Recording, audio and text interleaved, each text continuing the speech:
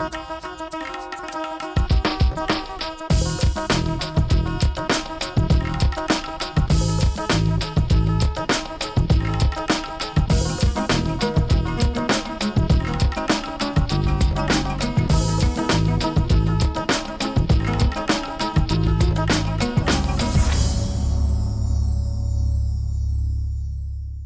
नाजरीन।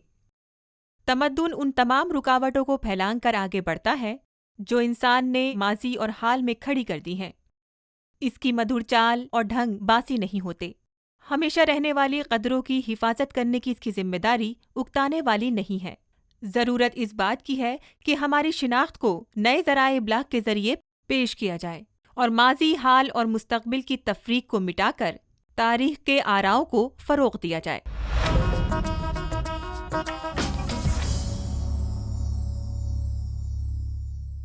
जब लोग शरीयत पर साबित कदम हो जाते हैं और शरीयत के तमाम अहकाम बजा लाते हैं तो वो अक्सर दूसरे मर्तबे पर पहुंच जाते हैं जिसे तरीक़त कहते हैं। हज़रत ख्वाजा अजमेरी रहमतुल्लाह अलैह का असल मकसद हिंदुस्तान में आम लोगों को इस्लाम के उसूलों के मुताबिक इंसान और मुकम्मल इंसान बनाना था। ख्वाजा गरीब नवाज ने मसावात यानी सबको बराबर समझा, इंसानी हमदर्दी और पुरखुलूस मोहब्बत की तालीम दी। आपका पैगाम मोहब्बत था। आपने लोगों के दिलों में बिला तफरीक मजहब व मिल्लत के बीच बोकर हमतन मोहब्बत बना दिया। यही वजह है कि दरगाह गरीब नवाज हर खास व आम की अकीदत की मरकज़ है। ज़माने कदीम से ही भारत बड़े मशहूर सूफी बुजुर्गों और औलिया अल्लाह की सरजमीन रहा है। इनमें सुल्तानुल हिंद हजरत ख्वाजा मोइनुद्दीन चिश्ती रहमतुल्लाह अलैह भी शामिल हैं। आप 1142 ईस्वी में सबिस्तान के कस्बा खुरासान में पैदा हुए। 9 बरस की उम्र में हिफ्ज़े कुरान पाक मुकम्मल कर लिया था। इसके बाद तफसीर व हदीस और फ़िक़्ह की तालीम हासिल की। छोटी उम्र में वालिद बुजुर्गवार का साया सर से उठ गया। आपने दुनियावी मालूम मुताहा अल्लाह की राह में खर्च किया और रूहानी उलूम की तलाश में निकल गए।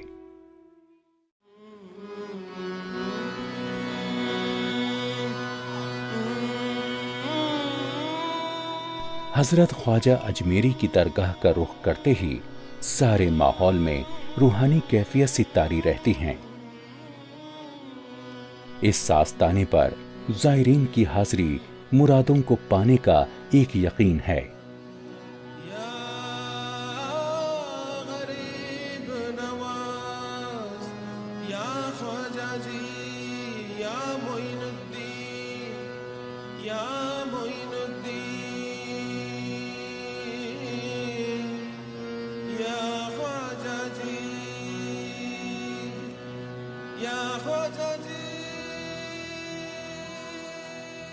ख्वाजा के नाम से मशहूर ये दरगाह सुर्ख गुलाबों, रंग बिरंगी चादरों, हदियाजात और अकीदत के फूलों से हमेशा मुज़य्यन रहती है।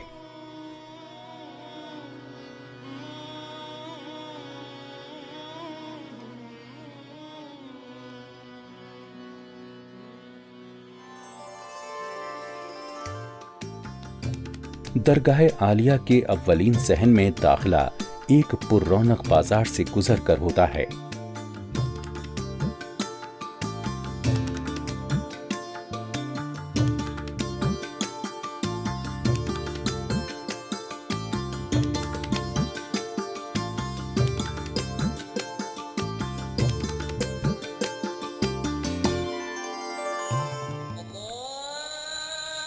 इस सहन में शहंशाह अकबर ने एक बावकार मस्जिद अकबरी बनवाई।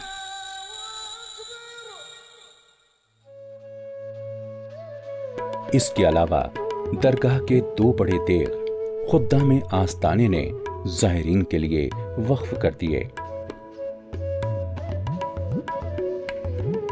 अकबर के दौर से ही बड़ी और छोटी देग में ज़ायरीन के लिए बड़े पैमाने पर खुराक का इंतजाम किया जाता रहा है।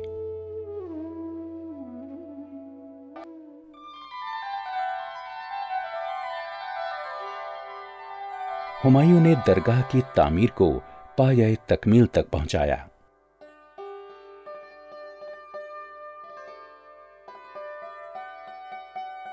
हजरत ख्वाजा मोइनुद्दीन चिश्ती रहमतुल्लाह अलैह के आस्ताने आलिया का बुलंदोबाला दरवाजा इस आलीशान मकाम के शायान शान है।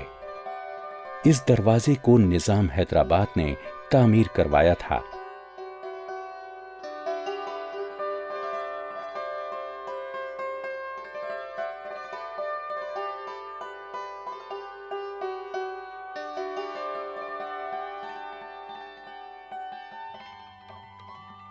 रिवायात के मुताबिक हजरत ख्वाजा मोइनुद्दीन चिश्ती रहमतुल्लाह अलैह अल्लाह की खिदमत में बरसा बरस रहे और तमाम रूहानी मनाजिल तय करके कमाल को पहुंचे।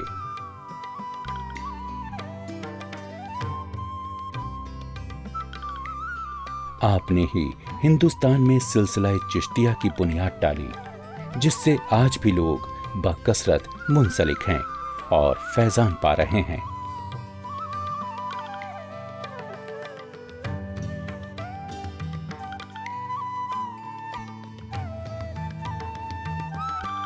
हजरत ख्वाजा अजमेरी रहमतुल्लाह अलैह का असल मकसद हिंदुस्तान में आम लोगों को इस्लाम के बताए हुए उसूलों के मुताबिक इंसान और मुकम्मल इंसान बनाना था। आपने मुसावात यानी सबको बराबर समझा, इंसानी हमदर्दी और पुरखुलूस मोहब्बत की तालीम दी।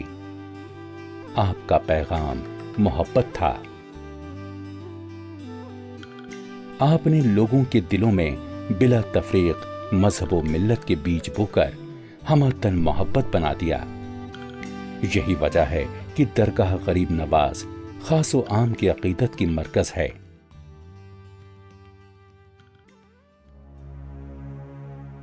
हजरत ख्वाजा गरीब नवाज 6 रजब 633 हिजरी को इस दारे फानी से रहलत फरमा गए। आपके इंतकाल के सैकड़ों बरस बाद भी आपकी ज़ियारतगाह पर हर साल करोड़ों लोग हाजिरी के लिए आते हैं।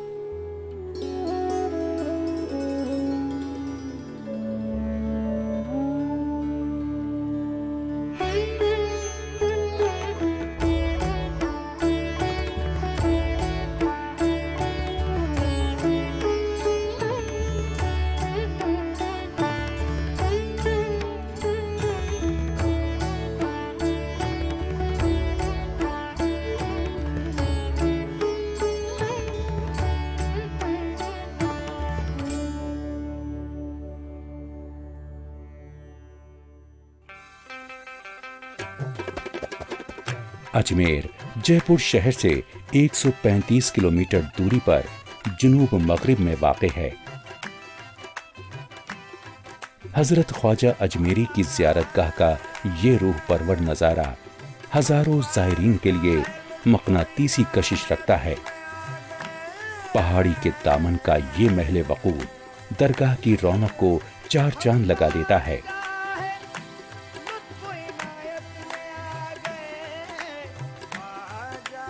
मुरादों को पा लेने वाले इस दरगाह में हर मजहब से ताल्लुक़ रखने वाले बाअक़ीदत लोग अक़ीदत के दिए ख्वाजा के आस्ताने पर जलाने से इत्मीनान और सुकून हासिल कर रहे हैं।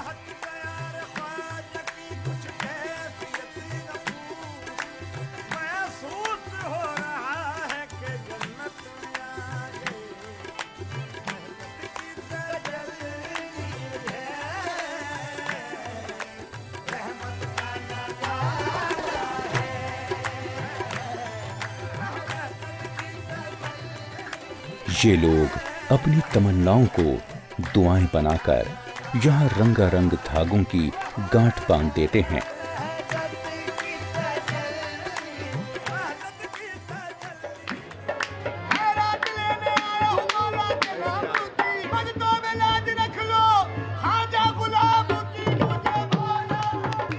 और ख्वाजा के दरबार में जब समा की महफिल आरास्ता होती है तो फिजा रूहानियत के माहौल में एक अलग ही नजारा पेश करती है।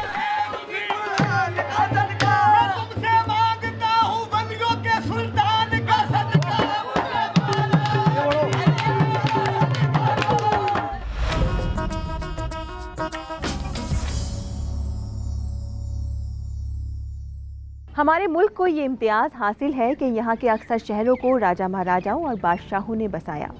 कदीमी और औसती दौर की हिंदुस्तानी तवारीख में ऐसे कई मशहूर शहर देखने को मिलते हैं जिनका संग बुनियाद बादशाहों ने रखा। इनमें से कईयों के नाम हुक्मरानों के नामों पर ही रखे गए या फिर हुक्मरान के किसी करीबी शख्स के नाम पर। हैदराबाद, सिकंदराबाद, जौनपुर, अहमदाबाद, इन शहरों का नाम सुनते ही जहन इनके बसाने वालों पर जा टिकता है। कुछ इसी तरह का हाल हरियाणा के शहर फरीदाबाद का है, जिसे 1607 ईस्वी में मुगल बादशाह जहांगीर के खजांची शेख फरीद ने बसाया था।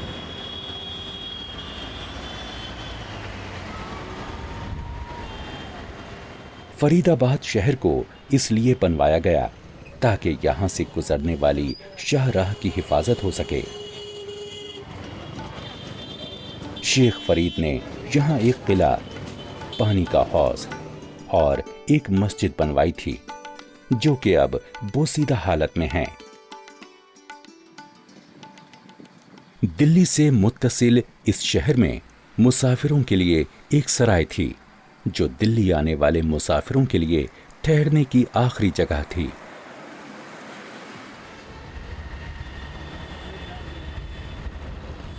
बाद में फरीदाबाद एक परगना का हेडक्वार्टर बना, जो कि बल्लभगढ़ के हुक्मरान की जागीर में था।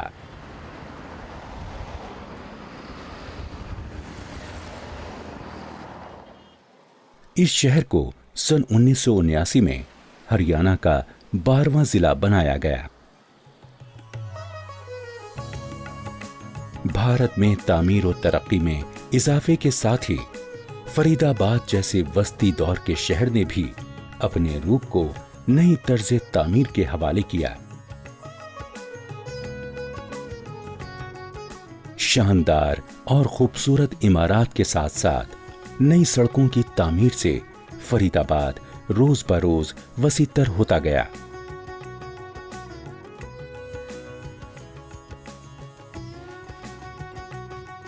फरीदाबाद भी अपनी कुछ दिलचस्पियों के लिए मशहूर था। इनमें बड़खल झील भी शामिल है। दिल्ली सरहद से 8 किलोमीटर दूर बड़खल नामी गांव में वाक़े इस झील के साथ ही अरावली पहाड़ थे। ये मसनूई झील अरावली के दामन में पानी रोकने के लिए बनाए गए बांध से वजूद में आई। अरावली पहाड़ों में बेलगाम कानकनी की वजह से ये झील बिल्कुल खुश्क हो चुकी है और यहाँ एक सूखे जमीनी टुकड़े के अलावा कुछ और दिखाई नहीं देता है। फरीदाबाद के खालिक शेख फरीद का मकबरा भी यहाँ मौजूद है। जनूबी दिल्ली से तकरीबन 8 किलोमीटर दूर एक दिलकश तफरीही मकाम वाक़े है। इसे सूरज कुंड कहते हैं। यहाँ एक झील है जिसके गिर्द पत्थरों से तराशी गई सीढ़ियां हैं।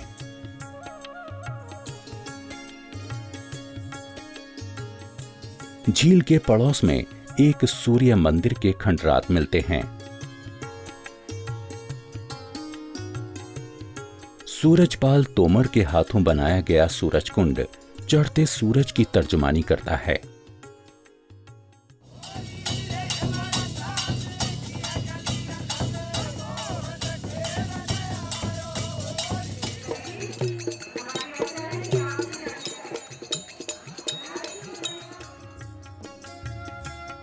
आज फरीदाबाद पूरे मुल्क में एक अहम सनती और ज़राती मरकज है और यहाँ काफी चहल पहल देखने में आती है।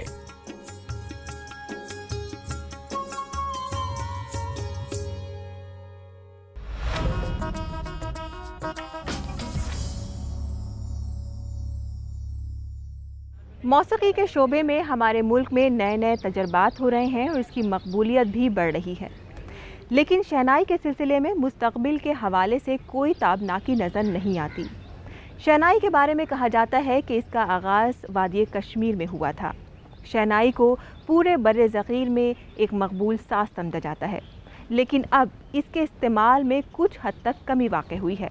लेकिन कई इलाके ऐसे हैं जहां इसके फनकार तमाम मुश्किलात के बावजूद भी शहनाई से अपना रिश्ता बरकरार रखे हुए हैं। एक अरसे तक शहनाई शादी ब्याहों के जलसों और नौबत खानों तक ही महदूद थी, लेकिन उस्ताद बिस्मिल्लाह खां ने इसे क्लासिकी का दर्जा दिलाकर इसकी इज्जत अफजाई की।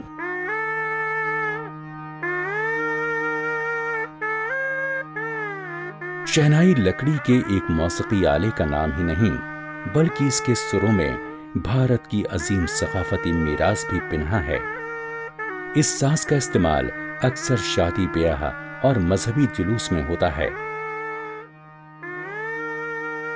पिछले 50 बरसों में शहनाई का कोई बिस्मिल्लाह खां के बगैर तस्वुर भी नहीं कर सकता था। शहनाई को मन पर लाने वाले बिस्मिल्लाह खां साहब हैं। न तो चबूतरे पर शहनाई पड़ती थी और आज भी बजती है। अब उन तो नहीं रहे, उनके बेटे हम ज़रूर हैं, लेकिन वो मुकाम हासिल नहीं हो सकता जहाँ तक मेरा ख्याल है। अब उनके नाम से ही पहचाने जाते हैं।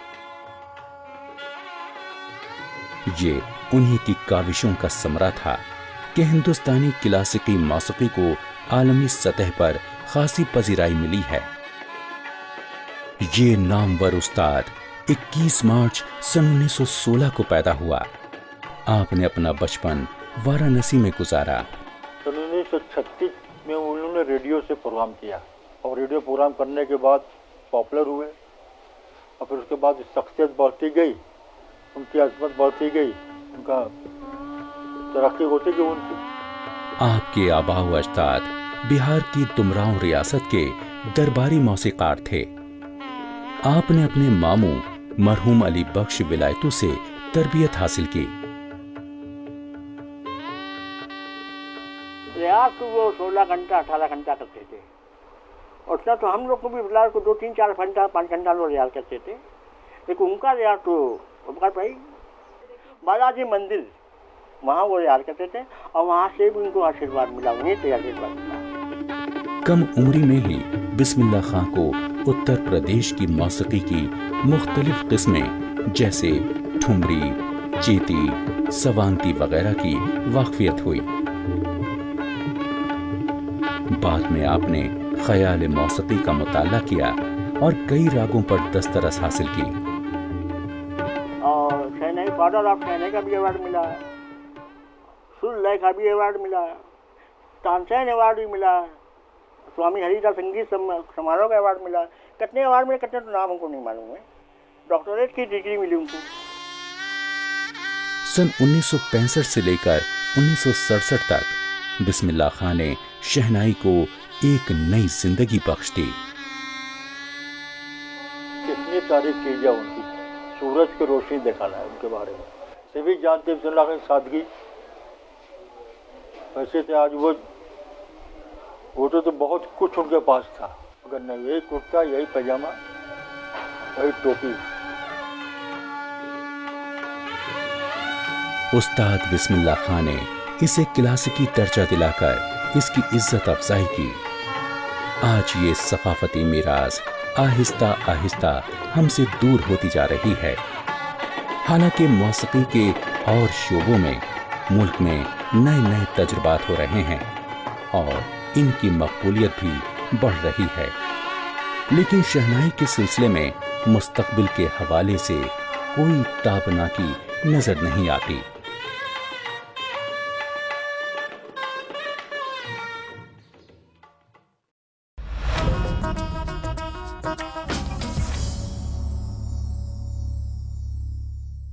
मिट्टी से बर्तन बनाने का फन ज़ुरूफ साजी कहलाता है। कश्मीर और पंजाब के बाज़ देहात इलाकों में ये फन आज भी किसी न किसी शक्ल में जिंदा है। ज़ुरूफ साजी के लिए 2 किस्म की मिट्टी की ज़रूरत होती है, एक चिकनी और एक लाल। चिकनी मिट्टी थोड़ी पतली और कमज़ोर होती है, जबकि लाल मिट्टी मजबूत होती है। मिट्टी के इन 2 इक़साम को मिलाकर काम में लाया जाता है। मिट्टी को अपनी उंगलियों की महारत से बर्तनों की शक्ल में ढालने वाला फनकार कुम्हार कहलाता है। मिट्टी के बर्तन आज भी लोगों की नज़रों में मरकज़ हैं और इसकी अहमियत आज भी बरकरार है।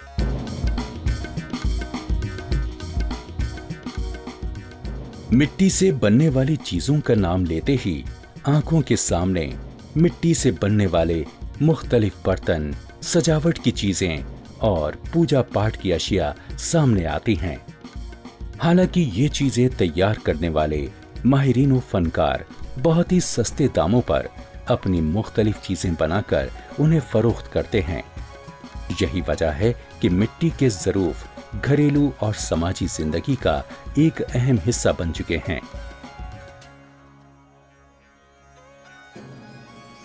कुम्हार सबसे पहले मिट्टी को गूंथता है, फिर उसे फनपारों की शक्ल में ढालता जाता है और ना जाने क्या क्या।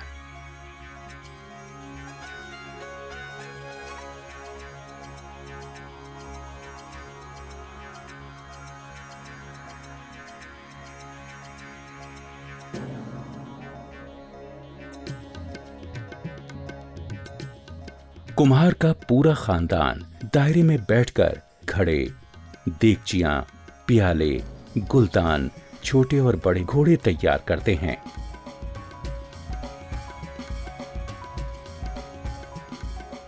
इन कच्चे फनपारों को पकाने के लिए इस्तेमाल होने वाली भट्टी को आवी कहते हैं।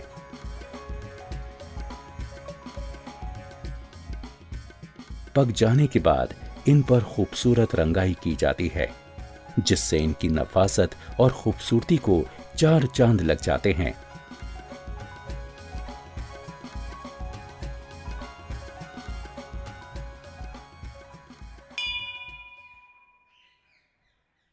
ये घोड़े मुख्तलिफ आकारों में मंदिरों में विराजमान किए जाते हैं, जहां अकीदतमंद इनकी पूजा करने में रूहानी सुकून पाते हैं।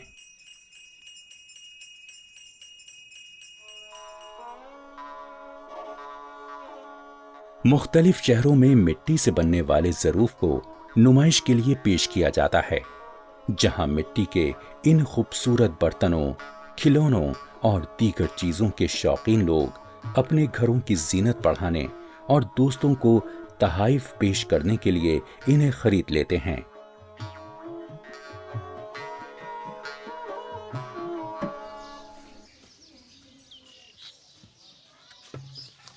कुम्हार अपनी महारत का इस्तेमाल करके मिट्टी के घड़े बनाते हैं, जिनमें पानी भरा जाता है। इनके अलावा कुम्हार मिट्टी की कौलियां, छोटे प्याले, खिलौने, फूलदान, सिक्के जमा करने के लिए मखसूस बर्तन और बाकी तमाम मिट्टी के बर्तन भी बनाते हैं, जो घरों में इस्तेमाल किए जाते हैं। कुम्हार मिट्टी से बनने वाले इन ज़रूफ को फरोख्त करने के लिए मुख्तलिफ इलाकों में जाते हैं। नीली मिट्टी से तैयार किए जाने वाले ज़रूफ में प्लेट, टी सेट, जग वगैरह भी शामिल हैं, जिन पर खास किस्म की सजावट का काम भी किया जाता है। इस सजावट के लिए कारीगरों को मिट्टी से बहुत ही सब्र आजमा का काम करना पड़ता है, जो उन्हें दिलकशी और दिलफरीबी अता करती है।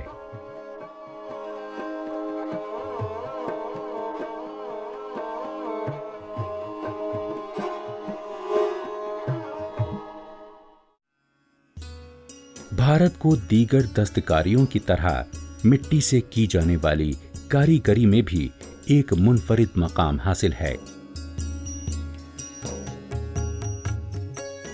ताहम इस फन से वाबस्ता कारीगरों को शिकायत है कि कई दहाइयों से न सिर्फ इस फन को नाकाबिले तलाफी नुकसान पहुंचा है, बल्कि नए फनकारों की अदम दिलचस्पी की वजह से इससे वो रूह भी ज़ाइल हो गई है जो कभी इसका खासा थी।